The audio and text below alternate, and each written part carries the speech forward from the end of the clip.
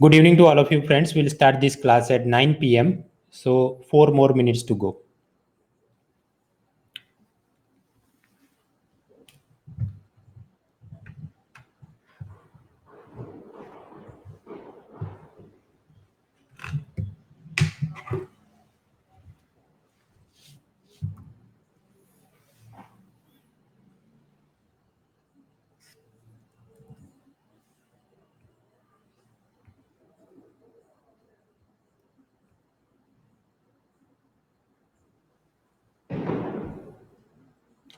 Welcome Shashank Agarwal, Amit Kushwaha has joined. I welcome all of you. 9 बजे हम लोग class शुरू करेंगे तो some 3 more minutes to go now.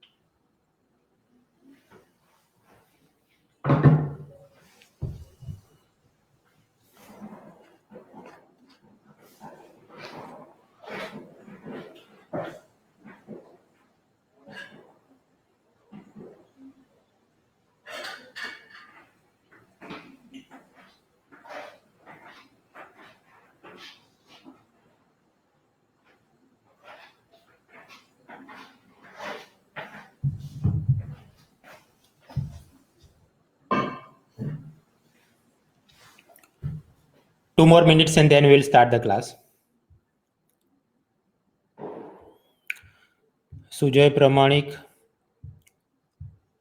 Vijay Anand Patel, Harshit Shukla, Nakul Mittal, Wasim Sultana,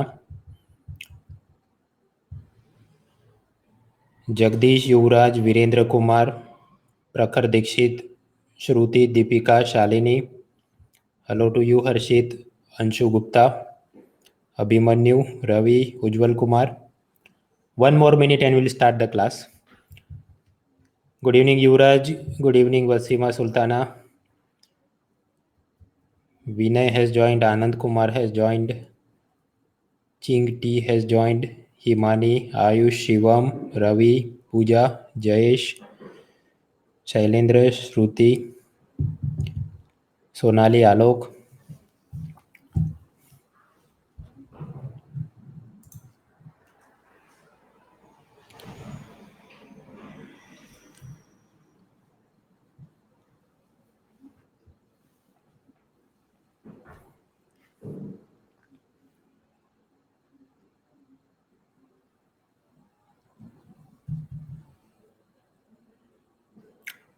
Shiv.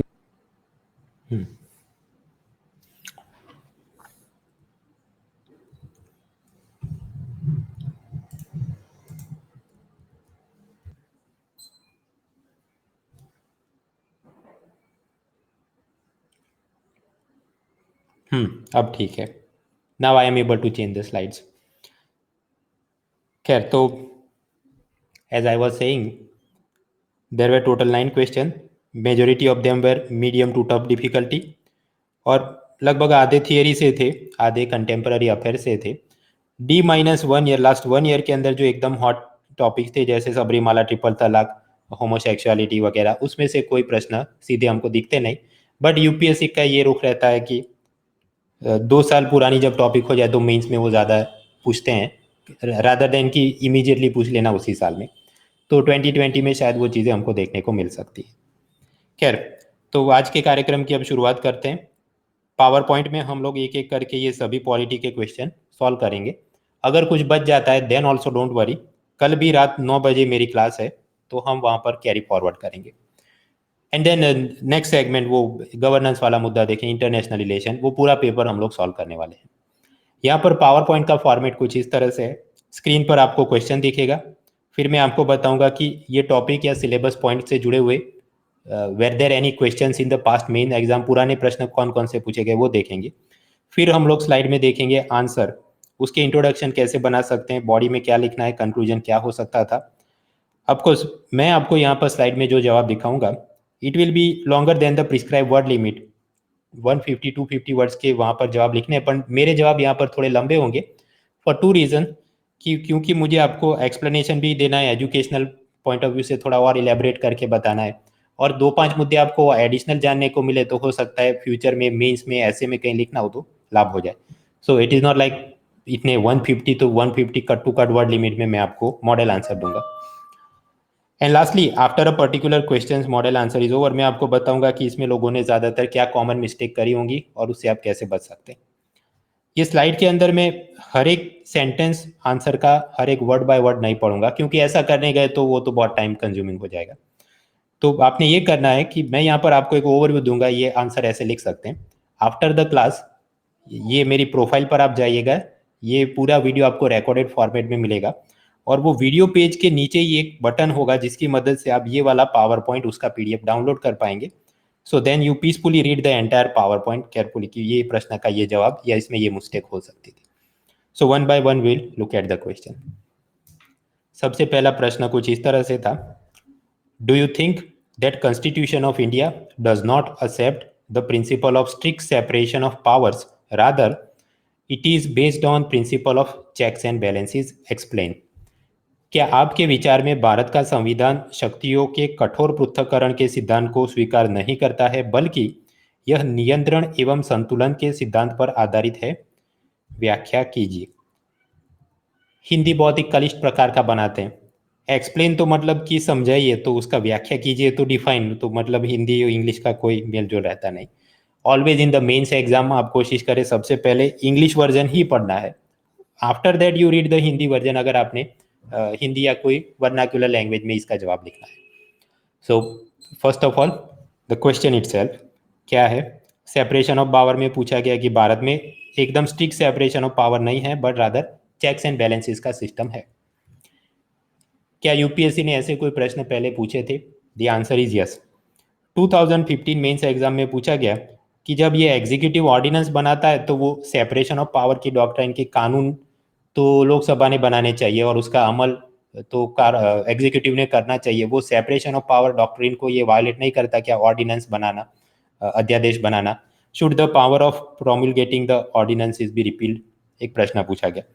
Second, whether Supreme Court judgement on political tussle between lieutenant governor and elected government of Delhi, वहां पर भी separation of power की बात की, एलजी का ये काम है, सीएम का ये काम है, उसके बारे में प्रश्न पूछा गया। So yes, separation of power is a topic mentioned in the syllabus और प्रश्न निकलते रहते हैं। नाउ द क्वेश्चन इटसेल्फ, यहाँ पर इंट्रोडक्शन हमने करना है, 3 तरीके से हो सकता है, you can define the term, you can give some origin और you can provide some data. अब यहाँ डेटा तो आप क्या बनाएंगे, तो वो जमता नहीं। डिफाइन कर सकते हैं, सेपरेशन ऑफ पावर का मतलब क्या है? The separation of power, it means that legislative, executive, and judicial powers of the government are separated and they are vested in the 3 independent organs of the government. न्यायपालिका एक तरफ, कारोबारी एक तरफ, विधायिका एक तरफ, ऐसी जो सिस्टम है उसे आप बोलते हैं सेपरेशन ऑफ पावर्स। अमेरिकी प्रेसिडेंशियल सिस्टम में इस डॉक्ट्रिन को बहुत ही मजबूती से इसका पालन होता है, it is follow to its core, इसमें वो कोई छेड़छाड़ या दखल बर्दाश्त नहीं करते। Whereas in case of India we have adopted parliamentary system. Parliamentary system अपनी ऐसी है कि जहां पर legislature and executive are working together in an inseparable way. वो कैसे, अभी नेक्स्ट, इतना अपने बॉडी में इंट्रोडक्शन में बात करी कि डॉक्ट्रिन ऑफ सेपरेशन का पावर का मतलब ये होता है। Then you can give some origin कि अमेरिका में इसका बहुत अच्छी तरह से अमल होता है, बट भारत की सिस्टम थोड़ी अलग है, यहाँ पर लेजिस्लेचर और एग्जीक्यूटिव मिलके ही काम करते हैं, ऐसा प्रतीत होता है। Then you move into the body part, body में आप उसको विस्तृत करिए। Separation of powers, body part 1 में आप अमेरिका और भारत की तुलना करिए। In the USA the president and his secretaries they are not responsible to the Congress for their act. Bharat में जैसे पार्लियामेंट है, उनकी चीज को वो कांग्रेस बोलते हैं, उनकी संसद को। तो प्रेसिडेंट और secretary they do not have the membership of the Congress and they don't attend the session. Bharat के अंदर तो बजट सेशन या विंटर सत्र या कुछ भी, तो मिनिस्टर, प्राइम मिनिस्टर, वो सब बैठेंगे, they are members of the parliament, but it is not the system in USA. So on the opposite side, in India, prime minister and his ministers, they must have the membership of the parliament, they are answerable to it, and as a result, ये cabinet और prime minister, they act as the leader of the legislature as well as leader of the executive. तो भारत का system ऐसा है, America का अलग है। Second, in USA president can not dissolve the house of representatives. America की संसद में उनकी लोकसभा या लोअर बॉडी को वो हाउस ऑफ रिप्रेजेंटेटिव बोलते हैं। प्रेसिडेंट उसको डिसॉल्व नहीं कर सकते, president Trump can not do it.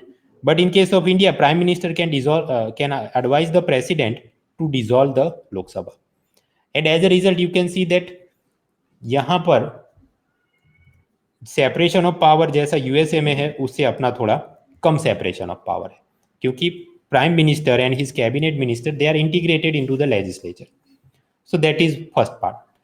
Second, Bharat के अंदर सेपरेशन ऑफ पावर बहुत कठोर नहीं है, बहुत स्ट्रिक्ट नहीं है, but rather we have a system of checks and balances. मतलब जुडिशरी पार्लियामेंट को काम देखेगा, पार्लियामेंट एग्जीक्यूटिव का काम देखेगा, जुडिशरी काम ठीक नहीं कर रहा है तो उसको इम्पीच कर सकते हैं। So like that each and every one has checks and balances over each other. So in the body part 2 आप उसको एलेबोरेट करिए। Supreme court can void the laws pass by the legislature. बराबर, वो judicial review और अगर कोई संविधान के मूलभूत मूल्यों से विपरीत है तो ऐसे कानूनों को निरस्त कर सकता है। They can even take action against the executive if they are violative of the constitution. Executive के सामने भी एक्शन लेता है supreme court. Second, parliament can impeach the जजेस।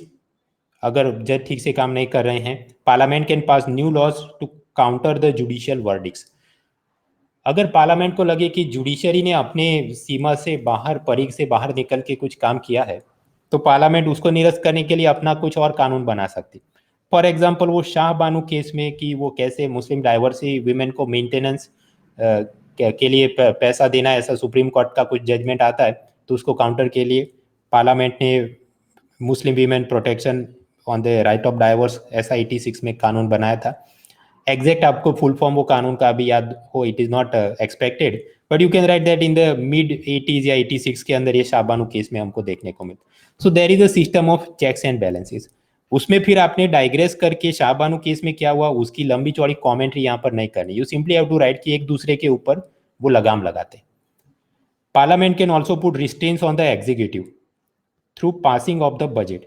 बजट में आपको पता है various cut motions are that. तो अगर पार्लियामेंट को लगे कि ये बजट में excessive amount of money is asked and government is not doing the right thing, तो वो उसके अंदर कुछ कटौती के प्रस्ताव भी रख सकते हैं। So parliament also has some restriction over executive. So there is a system of checks and balances. बस इतना पर्याप्त है, अपने को जितने वर्ड्स में लिखना more than sufficient you have.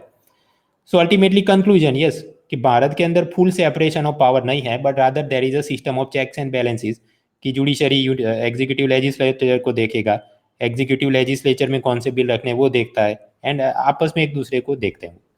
So thus Indian constitution has not recognised the separation of power in its full absolute rigidity. America जैसी सख्त कठोर सिस्टम हमारी नहीं है, but instead we have provided a system of checks and balances to ensure that all three organs of the government they function in an accountable manner. So that type of conclusion जो प्रश्न में उसी को refresh करके आपने वापस यहाँ पर लिख देना है। नाउ द मिस्टेक्स, यहाँ पर लोग क्या गलतियां कर सकते हैं। यूएसए में हमने ऐसी बात करी कि वहां पर there is a complete separation of power की, एक दूसरे में काम में दखल नहीं देते, बट वहां पर भी देयर इज सम ओवरलैपिंग कि प्रेसिडेंट को इम्पीच करना है तो पार्लियामेंट के पास, मतलब उनकी कांग्रेस के पास पावर है वगैरह। बट यहाँ पर हमने यूएसए के पूरे केस को इलुस्ट्रेट नहीं करना है, हमने सिर्फ ये दिखाना है कि सेपरेशन ऑफ पावर का मतलब ऐसा होता है अमेरिका में जो हम देख सकते हैं प्रैक्टिकल रूप में, वेरएज भारत में ऐसा नहीं है। So only the differences you have to highlight rather than कि उसके कैविएट क्या है, ये सिचुएशन में सही है, ये सिचुएशन में गलत है, वो हमने पूरी चर्चा यहाँ नहीं करनी, because you have only 150 words, तो उधर घुस गए तो मेन प्रश्न अपना रह जाएगा। Then do not digress into judicial activism and judicial overreach and PIL आती है तो केंद्र सरकार अगर गलत करे तो उसके सामने सुप्रीम कोर्ट एक्शन लेता है, और फिर कोई एनवायरमेंट या दिवाली में पटाखे जलाने की ऊपर पाबंदी लगाई गई, वो सब बातें सही है, बट एक्सेसिव अमाउंट ऑफ वो सब इलेबरेट करने गए तो 150 वर्ड्स में आपका जवाब उल्टी दिशा में जुडिशियल एक्टिविज्म PIL में चला जाएगा, which is not asked here. So you can mention maybe 1 or 2 lines there, but वो पूरा डाइग्रेशन वहां पर नहीं होना चाहिए. टाइप ऑफ क्वेश्चन मैं बोलता हूँ ये फैक्ट बेस्ड थियरी क्वेश्चन है. डिफिकल्टी लेवल मैं बोलता हूँ इट इज इजी क्वेश्चन, क्योंकि लक्ष्मीकांत में ये सीधा दिया है, आप पढ़ के गए, इसमें कोई और रॉकेट साइंस है नहीं. In terms of score, mains papers are descriptive in nature. Descriptive paper में ऐसा नहीं कि आपको 10 में से 10 मिल जाएंगे. So maybe I feel that ज़्यादातर लोगों ने 6 तो स्कोर कर लिए होंगे, क्योंकि इजी क्वेश्चन था. उससे ज़्यादा भी कर सकते हैं अगर आपने लॉजिकल ऑर्डर में USA में ऐसा, भारत में ऐसा, and you could quote some example like Shah Bano case वगैरह, so then you can hope to get more marks. So that was the first question. Moving to the second question in mains paper 2 polity. The Central Administration Tribunal CAT, which was established for redressal of grievances and complaints by or against the central government employees, nowadays is exercising its power as an independent judicial authority. Explain. केंद्रीय प्रशासनिक अधिकरण, जिसकी स्थापना केंद्रीय सरकार के कर्मचारियों द्वारा या उनके विरुद्ध शिकायतों एवं परिवादों के निवारण हेतु की गई थी, आजकल एक स्वतंत्र न्यायिक प्राधिकरण के रूप में अपनी शक्तियों का प्रयोग कर रहा है. व्याख्या कीजिए. नाउ अगेन एक्सप्लेन तो मतलब कि समझे, तो व्याख्या कीजिए इज डिफाइन, तो ये मतलब इंग्लिश हिंदी उनकी ठीक. एनीवेज, क्लासिफिकेशन में मैं कहता हूँ बेसिक तो आपको पता होगा, कैट इज अ ट्रिब्यूनल, वो पार्लियामेंट के पास पावर था, कानून से बना है, फरियादों को सुनते हैं. But it is a tough question I would say, because प्रश्न ये है nowadays it is exercising its power as an independent judicial authority. तो मतलब कोई बड़ा उन्होंने केस अभी कुछ वर्डिक दिया हो, या कहीं दूसरी दिल्ली हाईकोर्ट वगैरह के साथ भिड़ गए हो और बोल रहे हैं कि हम अलग हैं और आप हमें कोई डायरेक्शन ना दीजिए, इस टाइप का कुछ घटना हुई है, उसमें से इन्होंने प्रश्न पूछा है. But this is a low profile body, तो ऐसा day to day functioning and judgment के बारे में सब लोग फोकस करके गए हों ये जरूरी नहीं है. So therefore it is a tough question जब आप इसका जवाब लिखना शुरू करें. नॉनदलेस, ऐसे प्रश्न पहले कुछ पूछे गए थे, the answer is yes, but पहले थोड़े आसान टाइप के प्रश्न पूछे गए थे. 2015 में पूछा गया कि फॉर अचीविंग डिजायर्ड ऑब्जेक्टिव ये रेगुलेटरी बॉडी इंडिपेंडेंटली काम करे, ऑटोनोमसली काम करे, ये जरूरी है. So that was one question. वो उस जमाने में वो forward market commission, Jignesh Shah का स्कैम, सेबी एंड RBI, और हर एक जगह पर से कुछ फरियादें आ रही थी. So it was asked in that context. Second, how far do you agree with the view that tribunals curtail the jurisdiction of the ordinary courts? Discuss the constitutional validity and competency of tribunals. 2018 में पूछा गया, तो उसी के carry forward में आप देख सकते हैं 2019 का ये प्रश्न कि कैट ज़्यादा मतलब असर्टिव होकर अपना काम कर रहा है, तो 2018 से 19 कैरी फॉरवर्ड दिखता है. 16 में पूछा गया what is a quasi judicial body, तो वो तो आसान प्रश्न लिख सकते हैं. Anyways, the question is CAT. Again we have to start the introduction. Introduction 3 तरीके से हो सकता है. We can define the term, origin दे सकते हैं, डेटा.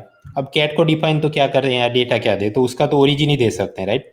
ओरिजिन इसका है आर्टिकल 223A में, जहां पर पार्लियामेंट को एडमिनिस्ट्रेटिव ट्रिब्यूनल बनाने की सत्ता दी गई है for addressing the grievances of service matter of the government employees in union and state government. And accordingly parliament ने 1985 में एडमिनिस्ट्रेटिव ट्रिब्यूनल एक्ट पारित किया, जिसके अंतर्गत ये सेंट्रल एडमिनिस्ट्रेशन ट्रिब्यूनल बनाई गई. केंद्र सरकार के एम्प्लॉइज, उनको कोई सैलरी या प्रमोशन या कुछ लगता हो कि हमें सरकार या हमारे सीनियर ऑफिसर परेशान कर रहे हैं, तो वो कैट में जाकर फरियाद कर सकते हैं. So that is the origin of this body. Now the body of the answer. प्रश्न ये है, how is CAT acting as an independent judicial authority. इसके कुछ मुद्दे आपको लक्ष्मीकांत में मिल जाएंगे और कुछ उसके बाद जो घटनाएं रिसेंट टाइम में हुई. लक्ष्मीकांत में हमको मिल जाएगा माल की CAT is not bound by the procedure laid by the civil procedure code of 1908. It is guided by the principle of natural justice. It is a quasi judicial body. आप जवाब को इस तरह से पैड कर सकते हैं ये सारी बातें लिखकर. ऑफकोर्स इससे ये तो सीधा प्रतीत नहीं होता कि वो इंडिपेंडेंटली कैसे काम कर रहा है, but you can pad the answer. जवाब को लंबा खींचने के लिए कुछ लिखना पड़ेगा. देन इन 2006 कैट मेंबर्स को हाईकोर्ट के जजेस का स्टेटस दिया गया. So now you can see, अच्छा तो इससे अब प्रतीत होता है कि फिर वो ज़रा टशन में आ गए होंगे और इंडिपेंडेंटली जुडिशियल अथॉरिटी के रूप में काम करें कि हम हाई कोर्ट के जज जैसा हमारा स्टेटस है, लाल बत्ती चाहिए, बॉडीगार्ड चाहिए, whatever. So this much is available. Then current affairs 2019 June में दिल्ली हाई कोर्ट ने ऐसा रूलिंग दिया कि CAT can exercise the high court like powers in respect to contempt proceeding against the CAT itself using the contempt of the courts rules 1992. Court की अवमानना, अगर court ने कुछ ऑर्डर दिया है, आप उसको नहीं मान रहे, जज को जूता फेंक रहे, ये सब आप करेंगे तो कंटेम्प्ट ऑफ द कोर्ट में आपके सामने कार्रवाई हो सकती है.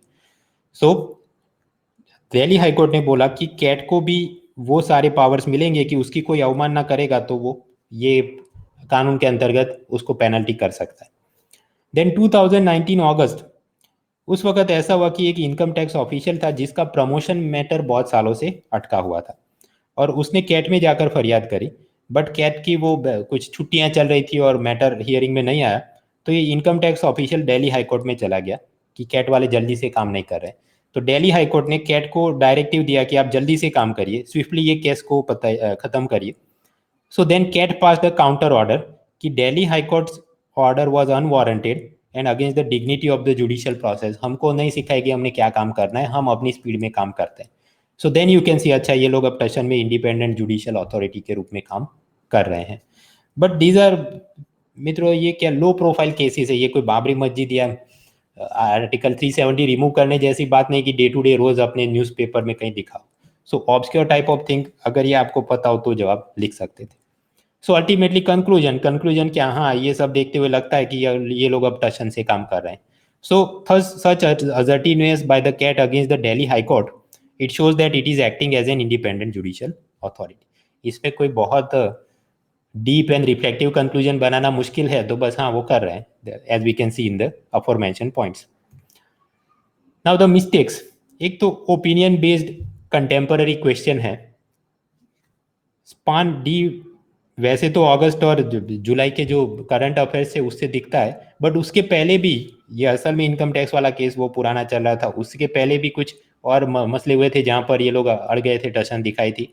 सो कंटेम्पररी क्वेश्चन बोल सकते हैं, difficulty level tough, because you have to be aware of some specific low profile court cases और उसमें कैट ने कैसे रिस्पॉन्ड किया. स्कोर के हिसाब से मुझे लगता है ज़्यादातर लोग 4 मार्क के आसपास, उन्होंने मतलब वर्ड लिमिट के हिसाब से 150 वर्ड्स में भर दिया होगा पूरा matter, but the content that is asked उस हिसाब से जवाब शायद नहीं बन पाया होगा. सो मे बी 4 मार्क्स या उससे ज़्यादा, अगर उनको ये सब एग्जैक्ट प्रोविजन पता हो. Now the next question, it is well very easy. Attorney general, the attorney general is the chief legal adviser and lawyer of the government of India. Discuss. महान्यायवादी मतलब एकदम कलिष्ठ प्रकार का हिंदी कर दिया, अटर्नी जनरल मतलब महान्यायवादी. भारत सरकार का मुख्य विधि सलाहकार और वकील होता है. चर्चा कीजिए. 15 मार्क्स, 250 वर्ड्स. वैसे प्रीमा फेसी प्रथम दृष्टया तो एकदम आसान लगता है, ये तो सर अटर्नी जनरल क्या पूछ लिया, लक्ष्मीकांत ने तो सीधा दिया है, दैट इज करेक्ट. बट कुछ लोगों के लिए ये प्रश्न मीडियम, इजी मीडियम टफ की बात करें तो मीडियम साबित हो सकता है, क्योंकि 250 वर्ड्स में आपने खींच के लिखना है इसको. आपके पास फैक्ट तो दो ही होंगी कि वो लोकसभा राज्यसभा में बैठ सकता है और भारत के सभी कोर्ट में जाके बैठ सकता है, बट उसको लंबा चौड़ा करके 250 वर्ड्स में लिखना, that is a challenge. So for some people it will become a medium toughness question.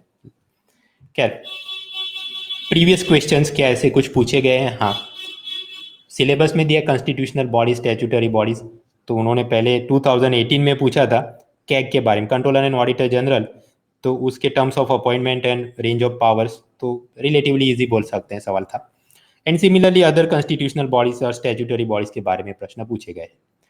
इसके अलावा attorney general as a topic, मित्रों अगर आप यूपीएससी की सीडीएस और सीएपीएफ एग्जाम के एमसीक्यू पेपर देखें, specially in the last 3 years, बहुत ही फेवरेट टॉपिक है, एक ना एक प्रश्न तो निकाल ही लेते हैं एमसीक्यू में.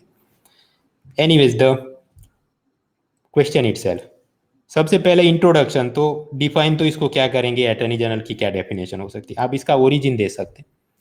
ओरिजिन है इसका आर्टिकल 76 में. अगर एग्जैक्ट आर्टिकल नहीं याद आए तो don't worry, but you can write that in our constitution we have provided for the office of attorney general for India. या फिर आप ऐसा भी लिख सकते हैं, as per our constitution union executive के अंदर प्रेसिडेंट होता है, वाइस प्रेसिडेंट होता है, प्राइम मिनिस्टर होता है, काउंसिल ऑफ मिनिस्टर होता है and attorney general of India. So he is a part of the union executive. और फिर आप वहां से बात शुरू करेंगे that he is the highest law officer of the country with following duties and responsibility करके आप बॉडी में समझाएंगे कि वो कैसे चीफ लीगल एडवाइजर है, कैसे द जज sorry lawyer of the government है। बॉडी पार्ट 1 और 2 में आप उसे एक्सप्लेन करेंगे। So body part 1, attorney general as the chief legal adviser. तो बस वो उसी को आपने एक्सप्लेन करना है कि अटर्नी जनरल, देखिए यहाँ पर अटर्नी जनरल का शॉर्ट फॉर्म अगर आप एजी लिखे तो उसमें कोई गलत बात नहीं, बट पहली बार जब आप लिख रहे हैं तो फुल फॉर्म लिखना चाहिए, अटर्नी जनरल इनटू ब्रैकेट एजी। इससे फायदा क्या है कि हर बार वो लंबा लंबा लिखने की हमें जरूरत ना पड़े। So AG gives advice to the government of India on the legal matters refer to him by the president. Second, article 143 में आप जानते हैं कि प्रेसिडेंट सुप्रीम कोर्ट का विमर्श सलाह मांग सकता है on the question of the law, he can take advice consult the supreme court. ऐसी परिस्थिति में सुप्रीम कोर्ट अपना जो ओपिनियन देता है तो उसको लेने के लिए, उसे सुनने के लिए, उसमें और विमर्श करने के लिए क्या प्रेसिडेंट खुद सुप्रीम कोर्ट के दरवाजे पे जाएंगे? नहीं। He will send the attorney general to represent president of India in the court. Next, AG has the right to speak in राज्य Sabha, Lok Sabha and their joint sitting. Of course उसके पास राइट टू वोट नहीं, but वो बैठ सकता है, बोल सकता है। He can be member of any committee of the parliament. ऐसा क्यों किया होगा?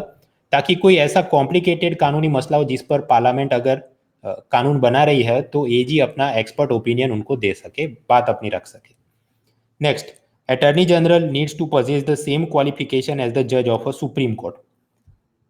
कोई भी मुंह उठा के एजी नहीं बन सकता है। सुप्रीम कोर्ट के जज के बनने के लिए जो जो नियम होते हैं, हाई कोर्ट का इतने साल का अनुभव, या इन द वकील होने का इतना अनुभव, या फिर in the opinion of president he must be a noted jurist, तो ऐसी सब क्वालिफिकेशन वाला आदमी एजी बन सकता है। Which proves that makers of our constitution wanted the AG to act as the chief legal adviser. इसलिए तो इतना टफ उसका क्वालिफिकेशन रखा है, वरना किसी भी सुप्रीम कोर्ट या हाई कोर्ट के लॉयर को बना सकते हैं नहीं। So because makers wanted to have him as the chief legal adviser, therefore such stringent qualifications have been prescribed. तो ये हो गया अपना body part 1। Now the body part 2, जहां पर हमने साबित करना है attorney general is the lawyer of the government. It is relatively easy, but हाँ चैलेंज यही है कि उसको लंबा चौड़ा करके लिखना है। Attorney general appears on behalf of the government of India in all the cases at supreme court and high court. For example, presently attorney general K Venugopal, वो भारत सरकार को के सामने बहुत सारी पीआईएल हो गई है regarding the abolition of the article 370 Kashmir, so he is representing the government. Attorney general has the right of audience in all the courts in the territory of India. और एजी को ये सब काम करने के लिए solicitor general and additional solicitor general assist भी करते हैं, which are non constitutional bodies. So that shows that AG is the chief lawyer of the government, क्योंकि नीचे सॉलिसिटर जनरल और वो तो उसके सबऑर्डिनेट है, मतलब के वेणुगोपाल वही तो मेन वकील है। And lastly the conclusion. अब ये भी मित्र इसमें कोई बहुत रिफ्लेक्टिव भारत का संविधान और संस्कृति और वसुदेव कुटुंबकम जैसी डीप रिफ्लेक्शन तो आ नहीं सकती। बस आंसर में जो क्वेश्चन में पूछा गया उसी को रिफ्रेश करके रिपीट करके लिखना है कंक्लूजन में। Yes, he is the legal boss. Thus the attorney general is endowed with the powers and responsibilities to act as the chief legal advisor and lawyer of the government of India. That is the conclusion. So now the mistakes. यहां पर उसका role उसके बारे में पूछा गया है। उसने किसे रेसिग्नेशन भेजना होगा, how can he be remove proven incapacity, ऐसा कोई नॉर्म है कि नहीं, उसकी सैलरी कैसे फिक्स होती है, what are the limitations imposed on his private practice, वो दाऊद इब्राहिम का कोर्ट केस में डिफेंड करने को जा सकता है कि नहीं, वो सारी चीज़ें यहाँ पर पूछी नहीं गई हैं। उसका जो role as the legal adviser and lawyer वो पूछा गया है। How he works in administrative, उसके ऊपर क्या कितना सैलरी और वो प्रेसिडेंट फिक्स करते हैं और प्राइम मिनिस्टर सलाह देते हैं, वो सब डाइग्रेशन आप मत करिए। Type of question, I would say this is a factual theory based question. Difficulty level easy for most of the people, but it may prove medium to tough. ऐसे लोग जिनके पास वो आर्टिकुलेशन स्किल नहीं है कि वो दो फैक्ट को 250 वर्ड्स में खींच सके, क्योंकि फैक्ट तो अपने पास सिर्फ दो ही हैं कि he has the right to speak in parliament and he has the right of audience in all courts. उसको खींच के इसको 250 वर्ड करना, that is the challenge. Score 15 में से मुझे लगता है 6 के आसपास सबने उतना तो लिख ही दिया होगा। ज़्यादा भी खींच सकते हैं, but that depends on your articulation skill. कुछ लोग 7-8 मार्क भी उसमें ला सकते हैं। Now the next question. The next question is France के सेक्युलरिज्म के बारे में, but I think let us take a very small break of 4 minutes and then we will continue forward. तब तक आप पानी पीजिए, फ्रेश होना है, या फिर आप प्रश्न को आराम से पढ़िए। After 4 minutes we will continue forward.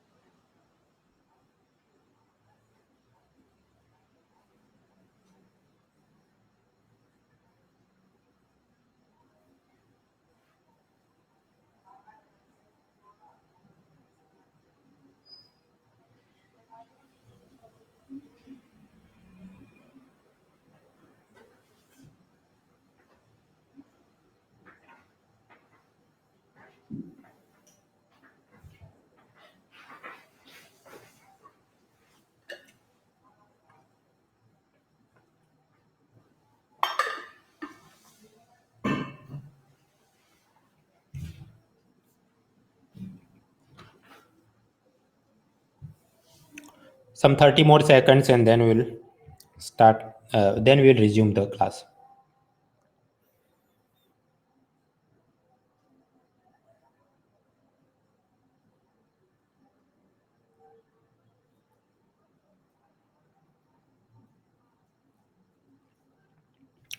All right, break period is over. Let us continue. 2019 mains paper 2 में अगला प्रश्न कुछ ऐसा था। What can France learn from Indian constitution's approach to secularism? धर्मनिरपेक्षता को भारत के संविधान के उपागम से फ्रांस क्या सीख सकता है? 10 marks, 150 words. The answer is verbatim available in NCERT Standard 8 on social science, उसका chapter 2 on secularism, as well as NCERT class 11 political science और उसका चैप्टर 8 ऑन सेक्युलरिज्म। दोनों ही जगह पर उन्होंने एग्जाम्पल दिया है कि फ्रांस वैसे तो सेक्युलर कंट्री है, बट वहाँ पर एक ऐसा कानून है कि मुस्लिम महिलाएं पब्लिक प्लेस में हेड्स का वो हिजाब नहीं पहन सकती, बुर्का नहीं पहन सकती। So this I have taken the screenshot of NCERT. वहाँ पर उन्होंने ये कॉमिक बुक के रूप में भी वो पूरी चीज़ किया। फ्रांस सेक्युलर है बट वहाँ पर ऐसा नियम है, और वो इसलिए क्योंकि उनका जो मॉडल है western model of secularism is different from India. खैर हम लोग शुरुआत करते हैं। इस टाइप के प्रश्न सेक्युलरिज्म से जुड़े हुए पहले भी पूछे गए हैं।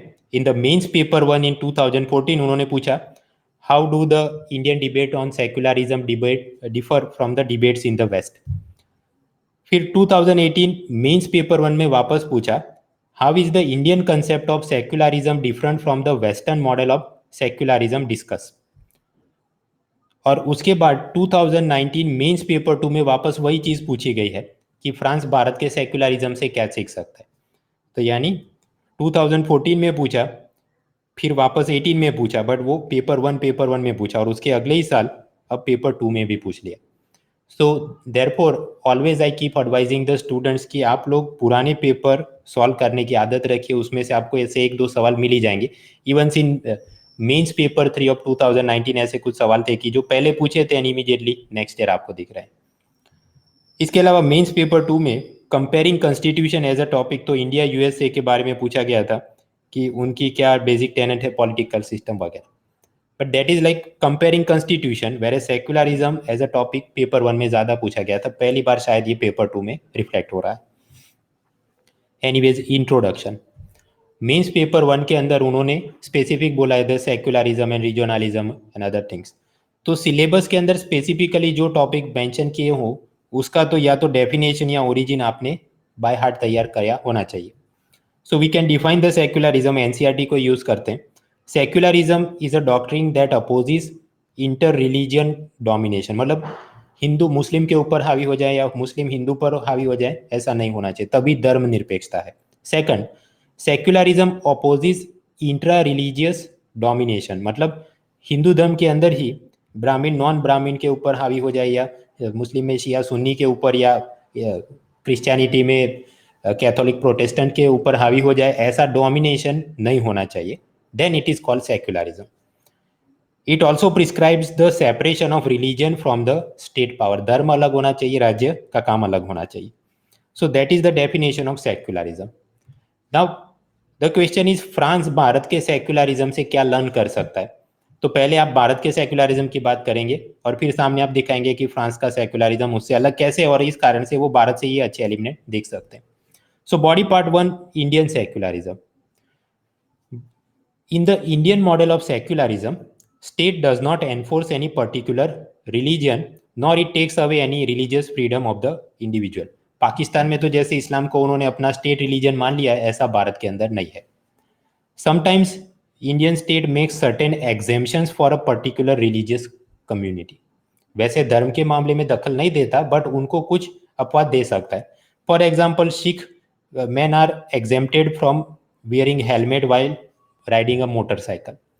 Sikh soldiers are allowed to keep beard in the army, वरना दाढ़ी रखने की वैसे तो मनाही होती है।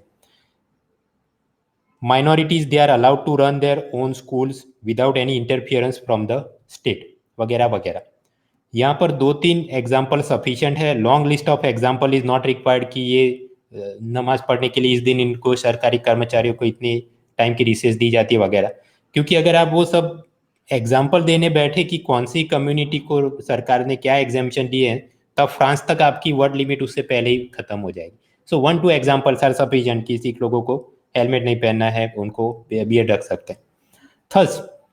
Thus the Indian secularism it does not mean homogenization of all the religions. हम ऐसा नहीं बोलते कि आप ये मत सब लोग एक प्रकार के वेशभूषा रखो, एक प्रकार का खाना खाओ, एक प्रकार की दाढ़ी मूछ रखो, ऐसा कोई नियम नहीं है। Religious diversity is allowed and it is protected. Continuation में और बात करें, भारत में जब सेंसस जनगणना होती है उसके अंदर रिलीजन का कॉलम भी होता है, आपका धर्म पूछा जाता है। नास्तिक है तो वो भी लिख सकते हैं, बट हाँ धर्म पूछा जाता है। Government also uses taxpayers money for welfare schemes targeted specifically for minority communities. वैसे धर्म अलग और राज्य अलग ये बात हमने मानी है, बट साथ ही साथ टैक्स पेयर के पैसों से लघुमती के उत्थान की योजनाएं भी चलाते हैं। जैसे आपको पता हो एक जियो पारसी स्कीम है, पारसी पॉपुलेशन बहुत कम हो रही है तो उसको रोकने के लिए इनफर्टिलिटी ट्रीटमेंट अगर करवानी है तो सरकार खर्चा उठाती है। Then we have schemes like Nai Manzil, उस्ताद, प्रधानमंत्री जन विकास कार्यक्रम। ये सभी के अंदर माइनॉरिटी कम्युनिटी को स्किल डेवलपमेंट के लिए इंफ्रास्ट्रक्चर, उनके कोई स्कूल मदरसा के अंदर कंप्यूटर लैब बनानी है, ये सब के लिए पैसा दिया जाता है। There is also a national minority development and finance corporation जो सिर्फ उनको लोन में पैसा देता है। There is a national commission on minorities to protect their rights. तो भारत का सेक्युलरिज्म का मॉडल कुछ ऐसा है कि हम भेदभाव नहीं करते, बट साथ साथ लघुमती का विकास हो उसकी भी प्रयत्न करते हैं। नाउ बॉडी पार्ट 2, जहाँ पर आप फ्रांस के सेक्युलरिज्म की बात करेंगे। नाउ अगेन हमको तो अगर एनसीईआरटी भी पढ़ के गए हो, सिर्फ इतना पता है कि okay they have one particular law की जहाँ पर मुस्लिम महिलाओं को बुर्का पहनने की मनाही है। बट जब आप जवाब लिख रहे हैं तो थोड़ा और एक्सपांड करना है, तो कैसे कर सकते हैं? आप फ्रांस के कॉन्स्टिट्यूशन की थोड़ी और ओरिजिन देके इसको जवाब को पैड कर सकते हैं कि the present French constitution it came into force after the second world war under the instruction of General Charles de Gaulle. It is a return constitution जहां पर फ्रांस को एक indivisible secular democratic social republic घोषित किया गया है। So as a result we can see that वहां पर भी वो सेक्युलर है, रिपब्लिक है, ये बातें तो करी। So similar to Indian constitution that declares India as a sovereign socialist secular democratic republic, वैसा कुछ फ्रांस भी दिखता है। But France follows a western model of secularism, तो वो थोड़ा अलग है। वहां पर सेक्युलरिज्म का मतलब है complete separation of state from the church. सबको स्वतंत्रता होनी चाहिए, बट वो धार्मिक स्वतंत्रता के पॉइंट ऑफ व्यू से नहीं देखते। They see liberty as the liberty of individual, की जेल नहीं होनी चाहिए, फ्रीडम ऑफ स्पीच होना चाहिए, those type of liberties they focus. So religious communities और minorities communities, they are not given any special and separate liberty to follow their own religious practices। जैसे यहाँ पर बोला सिख लोगों को हेलमेट पहनने की जरूरत नहीं, वहां पर वो ऐसा आपको अलग से छूट दी जाएगी धर्म के नाम पर, ऐसा उनका मॉडल नहीं है। Then you come to the specific example जो एनसीईआरटी में दिया है कि 2004 में French government pass the law banning the students from wearing any conspicuous religious science, जैसे कि Islamic headscarf, Jewish skull cap, Christian cross, वो भी बहुत बड़े वाला, आपने यहाँ शर्ट के अंदर छुपा के छोटा क्रॉस हो तो बराबर है। तो कोई भी आप ऐसी चीज नहीं दिखा सकते, चाहे मुस्लिम हो, जू हो, क्रिश्चियन हो। फ्रेंच पार्लियामेंट ने इसको जस्टिफाई किया कि हमने ऐसा नियम क्यों बनाया है, ताकि इंडिविजुअल की जो रिलीजियस एंड एथनिक आइडेंटिटी है वो क्लासरूम में उसका प्रदर्शन करके दिखाना नहीं है।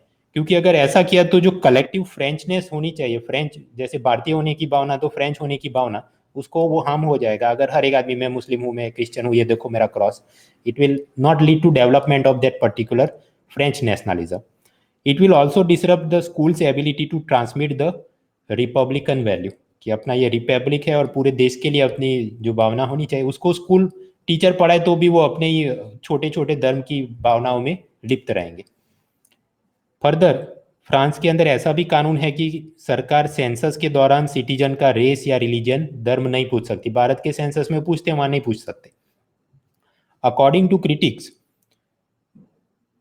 कुछ लोग आलोचना ऐसी करती है कि फ्रांस के अंदर भी there is economic backwardness among the religious minorities, और उसका ये कारण है कि उनकी सरकार माइनॉरिटी का कोई डेटा कलेक्ट करती नहीं, वो आपका धर्म पूछते ही नहीं। तो कोई आदमी गरीब है तो वो कौन से धर्म के लोग ज्यादा गरीब है, क्या उनके लिए कोई स्पेशल स्किल डेवलपमेंट स्कीम करनी चाहिए, they don't look into those matters, क्योंकि वो लिबर्टी को अलग रूप से देखते हैं, रिलीजन को प्राइवेट अफेयर मानते हैं। So they don't have any proactive welfare schemes unlike we have in India. So lastly the conclusion कि हाँ ये कुछ फर्क है, and that is ultimately thus Indian secularism it does not mean homogenisation of all religions. हम ये नहीं बोले कि सभी लोग एक प्रकार की दाढ़ी मूछ और कपड़े पहने। We allow the religious diversity and we also try to protect it. Whereas the French model of secularism, it is designed in such manner that person's religious identity is treated as a private affair with the apprehension कि अगर ऐसा नहीं किया तो it will harm the idea of republic otherwise। But looking at Indian experience, हमारा कोई देश टूट नहीं गया, हमने ये सबको इतनी धार्मिक स्वतंत्रता दिया है। So Indian model of secularism can teach this type of things to France, ऐसा आप लिख सकते हैं। So question is what can France learn, तो हमने हाईलाइट कर दिया ये सीख सकते हैं। बट जवाब वहां पर खत्म होना चाहिए। आपने एरोगेंटली ऐसा नहीं लिखना है देयरफॉर फ्रांस शुड एब्जॉर्ब और copy this elements because our model of secularism is much better than the western model of secularism. वो बात सही हो सकती है, बट प्रश्न क्या है, व्हाट कैन फ्रांस लर्न? तो हमने बता दिया ये चीज आप लर्न कर सकते। हमको उनको बोलना नहीं यू कॉपी दिस थिंग, वो एक प्रकार से आपका एरोगेंस दिखाता है। And particularly those aspiring for Indian foreign service, तो उसके अंदर नम्रता होनी चाहिए। फॉरेन सर्विस में पार्टी में कहीं गए और फ्रेंच एम्बेसडर को आप ऐसा बोले तुम सीखो हमारे पास, हमारा मॉडल तुमसे बेहतर है, तो फिर वो राफेल प्लेन बेचना होगा 50 बिलियन में, वो आपसे 55 बिलियन ही मांगेगा, right? So that is not the type of arrogance attitude you should show in answers. So the answer is here over. Now the mistakes. Indian brand of secularism ऐसा शब्द प्रयोग नहीं करना, correct. Maximum you can C Indian model of secularism, क्योंकि NCERT में लिखा है, even means previous paper में आप देखें तो उन्होंने शब्द प्रयोग किया था Indian model of secularism. When you see Indian brand of secularism, वो मतलब ठीक शब्द नहीं है, उसको हमने यूज नहीं करना चाहिए। सेकंड, आउटरीजियस स्टेटमेंट नहीं लिखने चाहिए कि फ्रांस के अंदर ज़्यादा टेरर अटैक होते हैं, नाइफ अटैक होते हैं, लोन वुल्फ अटैक होते हैं, बहुत सारे फ्रेंच यूथ ने नौजवानों ने आईसीस ज्वाइन किए लिया क्योंकि वहाँ पर मुस्लिम राइट्स की रिस्पेक्ट नहीं किया जाता। ये सब आपको ऐसे आउटरीजियस क्लेम्स करने की जरूरत नहीं। वो तो भारत के अंदर भी कुछ लोगों ने आईसीस ज्वाइन किया, तो क्या आप बोलेंगे भारत का सेक्युलरिज्म फेल हो गया है? So don't move into territories which are not asked in the question itself. मित्रों, फ्रांस के अंदर एक मैगजीन है जिसका नाम है चार्ली हेब्डो। ये चार्ली हेब्डो की आदत ऐसी थी कि वो चाहे मोहम्मद पैगंबर हो या जीसस क्राइस्ट हो, उसके बहुत ही खराब किस्म के कार्टून्स बना के वो उसमें प्रकाशित करते थे। And often people had criticised it, but सरकार उनकी, फ्रांस सरकार की, हमारा secularism it is a private affair, freedom of speech है, so they never took any action. And in 2015 al Qaeda terror group ने चार्ली हेब्डो मैगजीन पर attack किया और स्पेसिफिकली कारण बताया कि आपने हमारे पैगंबर साहब की अवमानना की है। That is a fact, that is there, but वो सब इधर लिखने की जरूरत नहीं। वो दिखाता है कि कैसे फ्रांस का सेक्युलरिज्म मॉडल, जहाँ पर सब धर्मों की मतलब प्रोटेक्शन नहीं होता, इस कारण से ऐसा हो रहा है। अगेन आउटरेजियस क्लेम, वो सब हमने जाने की जरूरत नहीं है। So type of question I will say this is a opinion based contemporary question. 2004 की घटना के बाद से हाईलाइट होता है, सो कंटेम्पररी बोल सकते हैं। डिफिकल्टी लेवल मीडियम डिफिकल्टी में कहूँगा, क्योंकि वैसे बहुत सारी competitive exam books on polity वहाँ पर कंपेयरिंग कॉन्स्टिट्यूशन के नाम पर फ्रेंच कॉन्स्टिट्यूशन की बात करी है, बट दिस स्पेसिफिक पॉइंट की उनके ये हेड स्क्वायर की मनाही वगैरह it is given only in the NCERT. तो जब तक एनसीईआरटी का वो हेड स्क्वायर वाली बात नहीं लिखी, जवाब अधूरा है। और दूसरा, उसको भी आपने कनेक्ट करके पूरा समझाना है, so it requires some challenge. So out of 10 marks मुझे लगता है ज़्यादातर लोगों ने 4 मार्क, जिन लोगों को हिजाब का एग्जाम्पल याद आ गया तो 5 मार्क उसको और उन्होंने रिफाइन करके लिखा हो तो मे बी 6-7 मार्क तक लोगों ने खींच लिया होगा। So that was the French secularism question. So we are looking at the block 1 polity. वहाँ पर हमने सेपरेशन ऑफ पावर का जवाब देख लिया, कैट ट्रिब्यूनल का जवाब देख लिया, अटर्नी जनरल देखा और फ्रांस का सेक्युलरिज्म देख लिया। Next question we will look at women reservation. The reservation of seats for women in the institutions of local self-government has a limited impact on the patriarchal character of Indian political process. Comment. स्थानीय स्वशासन की संस्थाओं में महिलाओं को सीटों में आरक्षण का भारत के राजनीतिक पराक्रम के पितृतात्मक अभिलक्षण पर एक सीमित प्रभाव पड़ा है। टिप्पणी कीजिए। 15 मार्क्स 250 वर्ड्स। प्रश्न का हार्द क्या है कि महिलाओं को पंचायत और अर्बन लोकल बॉडी में रिजर्वेशन दिया, but the entire national political character की आप बात करें तो क्या उससे कोई उभर के प्राइम मिनिस्टर या प्रेसिडेंट बन के आ गई महिला? ऐसा कुछ दिखता नहीं है, क्योंकि भारत का नेशनल पॉलिटिकल प्रोसेस वो पितृतात्मक मेल डोमिनेटेड ज्यादा है। उस बात पर आपने चर्चा करनी है। इसके कुछ मुद्दे आपको कुरुक्षेत्र 2018 जनवरी इशू पेज 38 पर मिल सकते हैं, क्योंकि कुरुक्षेत्र वो रूरल डेवलपमेंट लोकल गवर्नेंस पर फोकस करने वाला एक मैगजीन है सरकार का, तो वहां पर ऐसी बातें चलती रहती। ऐसे प्रश्न पहले भी पूछे गए हैं मेंस पेपर 1, क्योंकि वहां पर इश्यूज रिलेटेड टू वुमेन ऐसा सिलेबस टॉपिक है। So they ask how does patriarchy impact the position of middle class working women in India, 2014 में पूछा। मेंस पेपर 2 में पूछा गया in the absence of well educated and organise local level government panchayat samiti वगैरह, they are not working as effective instruments of governance.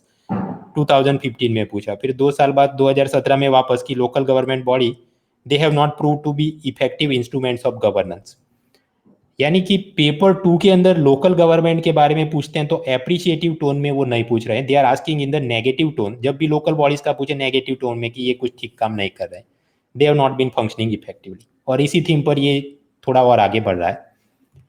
Anyways, starting with the introduction, local bodies में women reservation, वहां से introduction करना है। तो डेफिनेशन तो उसका कुछ हो नहीं सकता, we can give the origin. Origin कैसे कि under the 73rd and 74th constitutional amendment, there is a reservation for women for no less than 1/3 of the total seats in the Panchayati Raj bodies bracket PRI, urban local bodies bracket ULB, ये दिया गया है। PRI और ULB पहली बार लिख रहे हैं तो फुल फॉर्म लिखो ताकि आगे बॉडी के अंदर आप शॉर्ट फॉर्म यूज कर सको। सेकंड, UPA गवर्नमेंट ने they try to increase the reservation to 50% through constitutional amendment bill, but वो 15 लोकसभा 2014 के अंदर लैप्स हो जाता है। लेकिन फिर भी कुछ स्टेट गवर्नमेंट ऐसी है जिन्होंने महिलाओं को 50% रिजर्वेशन लोकल बॉडीज में दिया है। फॉर एग्जांपल बिहार है, उत्तराखंड है, मध्य प्रदेश, हिमाचल प्रदेश वगैरह। यहाँ पर इंट्रोडक्शन में हमने 3 स्टेटमेंट लंबे क्यों लिख दिए, क्योंकि 250 वर्ड्स में हमने जवाब बनाना है। महिलाओं को okay in the local bodies उनके हस्बैंड बराबर काम नहीं करने देते, रबर स्टैम्प की तरह यूज करते हैं, और नेशनल लेवल पर ऐसी कोई महिला प्राइम मिनिस्टर बन के आई नहीं। ऐसे अपने पास 2 या 3 ही फैक्ट हाथ में पड़े हैं और उसको 250 वर्ड्स में आपने एक्सपांड करके लिखना है। So you have to elaborate like this, बराबर। तो आपने इंट्रोडक्शन को थोड़ा पैडिंग करना पड़ेगा। Now we start. Body part 1 में आपकी लोकल बॉडीज में उनको ठीक से काम नहीं करने देते, और बॉडी पार्ट 2 में कि उधर से निकल के कोई नेशनल लेवल की लीडर निकल के नहीं आई बिकॉज पैट्रियार्कियल एलिमेंट है। सो body part 1, sad realities with in local bodies, वहां पर आप पैट्रियार्की को डिफाइन कर सकते हैं, ये एनसीईआरटी में दिया है। It refers to a system where the it values man more and gives man more power over women. Indian society in general it continues to suffer from patriarchy, ये तो है पितृवादी अपनी पूरी व्यवस्था है, except perhaps some tribal communities and southern society. उसको छोड़ते हुए हर एक जगह ऐसा है कि पुरुषों को ज्यादा पावर और आगे बढ़ने के मौके। Therefore, even with this 33 to 50% reservation in local bodies, many of these elected women representatives into bracket EWR, Kurukshetra में और कुछ ये economy and political weekly EPW वगैरह में वो ऐसा शॉर्ट फॉर्म यूज कर लेते ताकि हर बार वो लंबा लंबा लिखना नहीं पड़े, women in local body, women in local body. So you can use it, there is no harm, EWR। सो EWR भले उनको 35 to 50% रिजर्वेशन मिले, but they are merely acting as proxies of their husbands and other male members of their family। उनके पिता भाई जो बोले ऐसे ही वो उनके ग्राम सभा में सारे निर्णय लिए जाते हैं। प्लस वो पंचायत के अंदर जितने भी चुने हुए मेल मेंबर्स हैं, even their male co workers, they show insensitivity, they refuse to cooperate with them with a negative attitude that women have no capacity to govern. इसको क्या पता होगा, वो तो उसे क्या मालूम है करके वो अपनी अलग से ही पूरी पॉलिटिक्स चलाते रहते हैं, उनको कोऑपरेट नहीं करते। एडिशनली महिला के ऊपर हाउस होल्ड रिस्पॉन्सिबिलिटी, बच्चों के चाइल्ड वेलफेयर, दिस पर्दा सिस्टम कुछ जगह पर है, घूंघट में रहना पड़ता है, डोमेस्टिक वायलेंस भी होता है, and as a result it negatively affects their functioning in the local bodies. वो बहुत अच्छी तरह से काम नहीं कर पाते। सो बॉडी पार्ट 1 में आप ये बात लिखेंगे।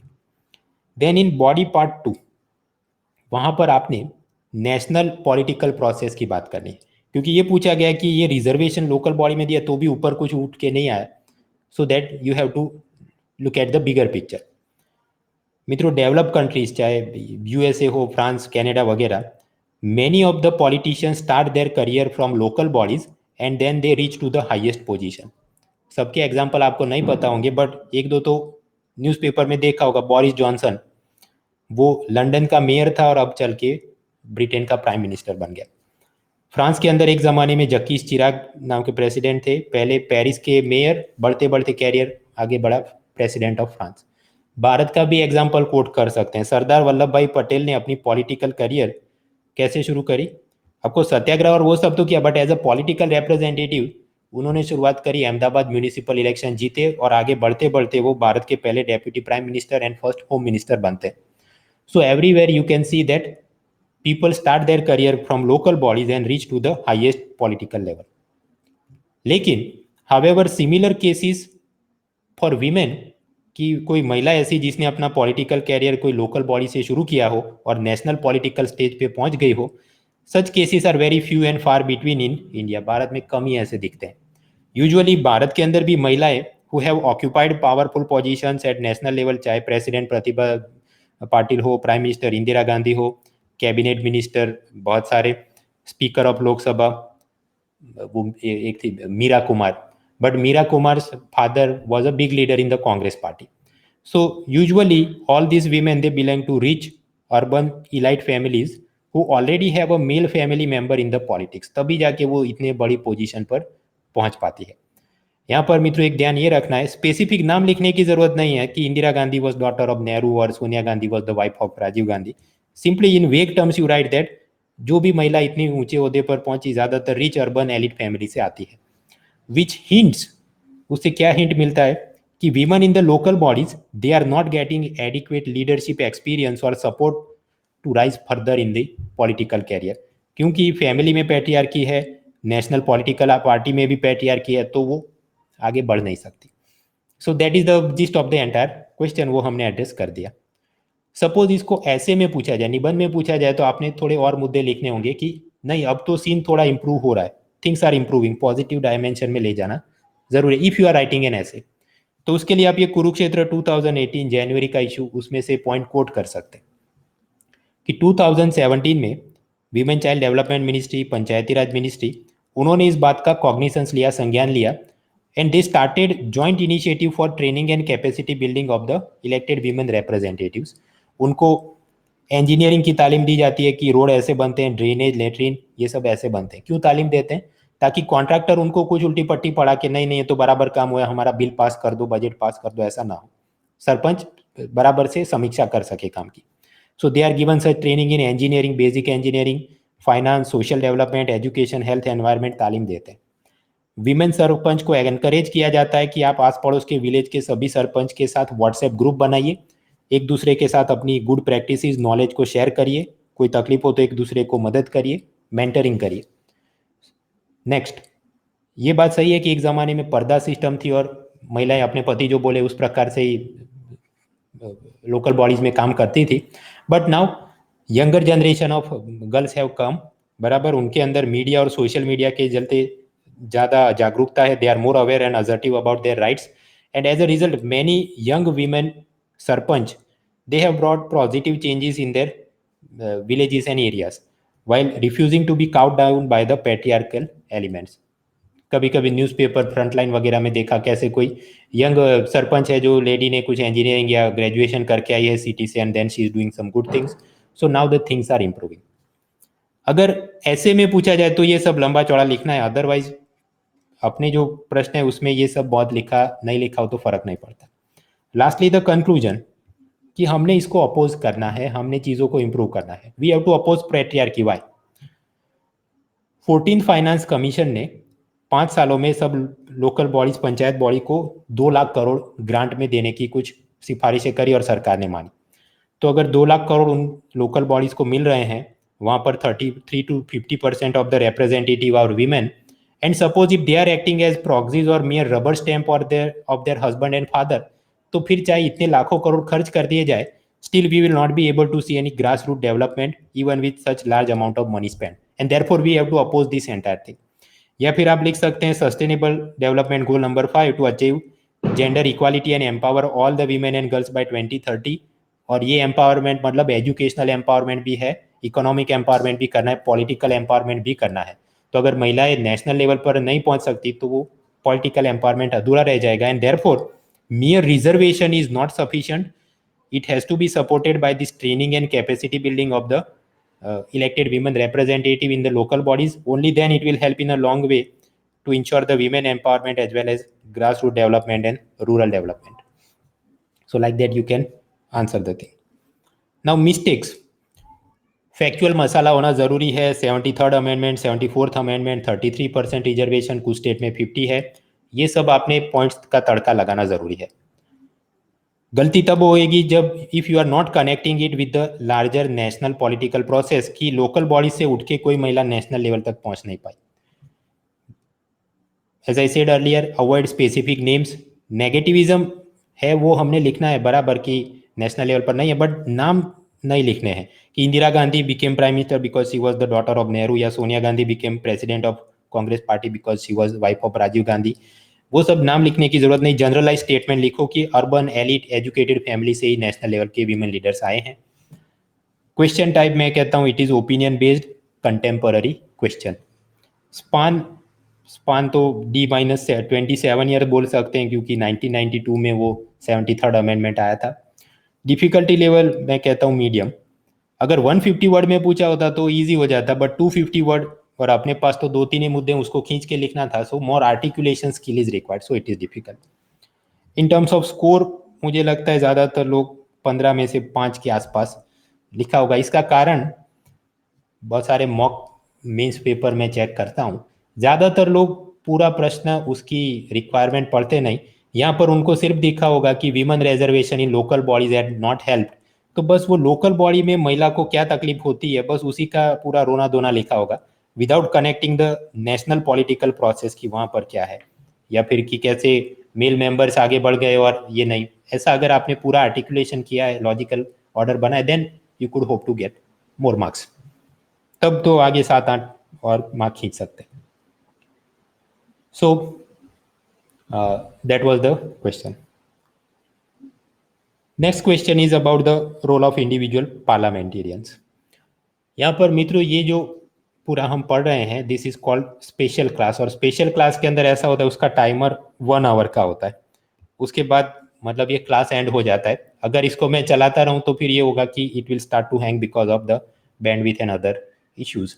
सो we will end the class here, but इसका मतलब ये नहीं कि मैं छोड़ रहा हूँ। कल रात भी हम लोग रात को 9 बजे वापस मिल रहे हैं, so at that time we will continue forward. So if you look at the progress, हम लोगों ने सेपरेशन ऑफ पावर देख लिया, कैट ट्रिब्यूनल देख लिया, अटर्नी जनरल देख लिया, फ्रेंच सेक्युलरिज्म देख लिया, वीमेन रिजर्वेशन देख लिया। अपना सीन बाकी रहता है इंडिविजुअल एमपी का रोल कम हो रहा है, RPA disqualification, doctrine of harmonisation, 368 का अमेंडमेंट, और उसके बाद गवर्नेंस के क्वेश्चन, इंटरनेशनल रिलेशन, वो सब कंटिन्यू रखेंगे। So next lecture which is at 9 PM tomorrow we will see. Apart from that I am also happy to share कि आने वाली प्रीलिम 2020 के लिए मेरा इकोनॉमी का कोर्स भी अनअकैडमी के प्लस प्लेटफॉर्म पे चल रहा है, जहाँ पर थर्सडे फ्राइडे सैटरडे रात को 9 बजे क्लास होती है। वो ऐसा टाइम इसलिए रखा है ताकि वर्किंग प्रोफेशनल भी आसानी से अटेंड कर सके। So comprehensively the economy is covered there, उसमें आपको रिवीजन के लिए हैंड आउट भी मिलते हैं जिसके अंदर हिंदी टर्मिनोलॉजी भी है ताकि मीन्स में अगर लिखना है तो तकलीफ कम हो। हम वहाँ पर इकोनॉमिक सर्वे, बजट और सभी चीज़ कवर कर रहे हैं। There is also weekly quiz with ranking, so if you are interested you can also join that course. और उसका सब्सक्राइब करते वक्त if you use the mrunal.org as a coupon code तो आपको कुछ डिस्काउंट भी मिल सकता है। So that is there if you want to join. Otherwise join करो कि नहीं करो, हमारा ये पॉलिटी वाला GSM 2 तो फ्री में चलता ही रहेगा। सो टुमारो दैट इज़ 30 अक्टूबर रात को 9 बजे हम लोग वापस मिल रहे हैं और वहाँ पर कंटिन्यू करेंगे। बट हाँ ऐसा है कि ये जो मेरा प्रोफाइल है @mrunal.org/courses, वहाँ पर आप जाइए कोर्सेज स्पेशल क्लास, तो आपको पार्ट 2 ऐसा लिंक मिलेगा। So there you again click join the course, उसकी कोई फी नहीं, फ्री में यू कैन अटेंड, बट वो प्रक्रिया ऐसी है कि वो वापस आपने क्लिक करना होगा। So tomorrow we are again meeting, और कल भी अगर बाकी रह जाएंगे then next week we will continue. So I will see you there and I will end the class here. Thank you and good night to all of you, and happy new year and happy Diwali belated.